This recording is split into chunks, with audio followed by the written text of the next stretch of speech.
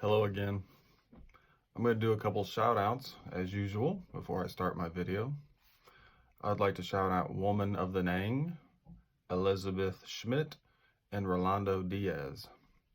And an extra double shout out for Woman of the Nang. Check out her videos. She does a lot of good work out there. Today I wanted to talk about that I assure you that the governing body and the elder body is a good old boys club. I know this for a fact because I was a ministerial servant, and I realized right away that that's exactly what it was. That my role was to not help people, that I was just part of a good old boys club. When I say good old boys club, I mean it's a place for men to get together, away from their wives, and to pretend to have a controlled power over subordinates.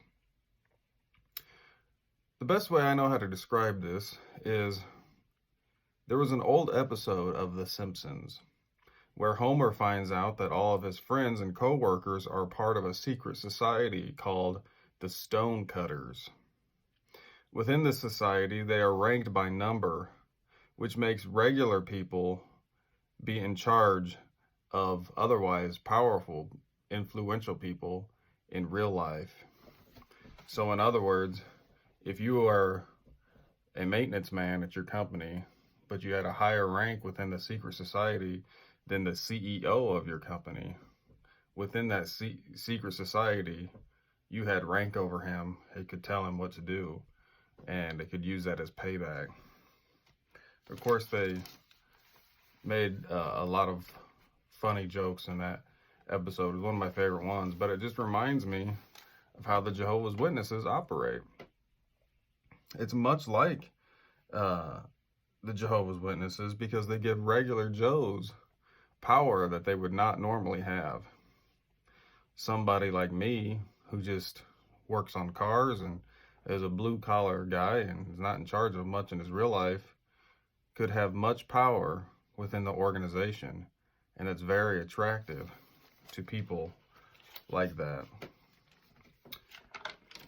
They get to be in charge of people who are intellectually smarter than them, spiritually smarter than them, and any other way you could think of smarter than them because of the rank that they have of elder or anything above that.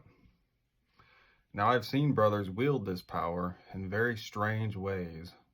I can go into that in other videos, but a lot of them are do as I say, not as I do type of people, and they love that power, especially longtime elders that have been through the grind and know that people are going to listen to whatever they say. The longer the tenure you have, the more you can get away with within the organization. I remember when I was a ministerial servant and I fell into sin. I called my coordinator of the body of elders to confess. And this was something that I had been reproved for in the past when I was a regular publisher. But when I called my coordinator, he blew it off.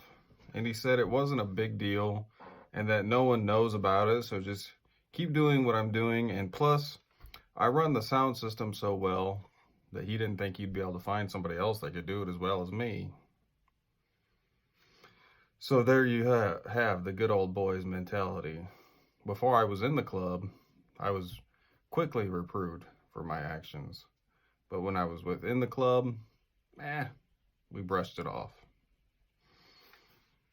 I remember one elder say from the stage that we should not judge one another, and that a lot of people think that the elders are judging the congregation when they go into the back room to discuss things. But be assured that they are not. When we meet, we do not talk about regular members in the congregation in any negative way. Well, that's just an absolute lie. And I knew as soon as he said that that was a lie. Of course they talk about the regular publishers in a negative way. Trust me, that's exactly what they do. It's one of the main parts of the job of being an elder is to judge who is qualified and who isn't for certain things within congregation and need to be done. And so with that comes with, well, brothers so-and-so's not because blah, blah, blah. Sister so-and-so's not because blah, blah, blah. And that goes right down the list of why you are not good enough. So they indeed talk negatively about you behind closed doors. Sisters, if you enjoy wearing short skirts, trust me, they are definitely talking about you in those rooms, and it's not in a good way. By the way, their sins and their indiscretions are hardly brought up, and they are above the law. Because, like I said in my story, I confessed sin that got me reproved as a regular publisher, but was brushed off as a member of the Good Old Boys Club. And I saw that go on many different times within the group. It's one of the perks of being in there, and one of the reasons brothers like to reach out for that goal. Think of this. If we claim to be smarter or disagree with those taking the lead, such as the governing body or the elders, if we disagree with something they say, then we are quickly attacked and told that we are lacking humility and are trekking down a dangerous path if we disagree with what they say.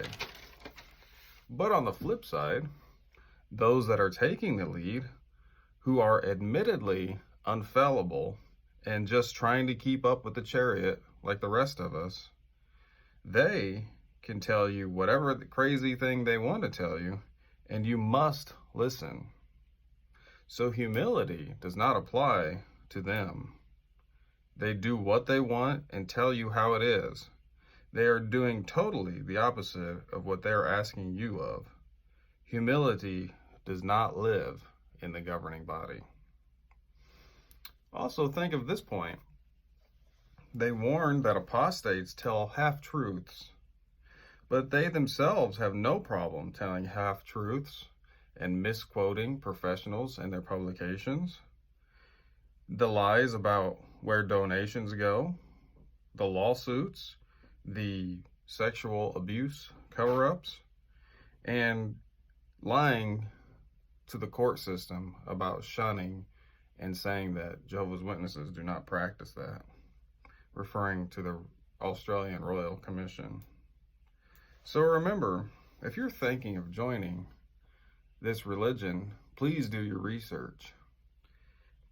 Remember that this is a society, a secret society. If you join, you'll never know the truth about what's really going on if you follow their rules. So just remember, this is not a religion. This is a society. Tell me your thoughts.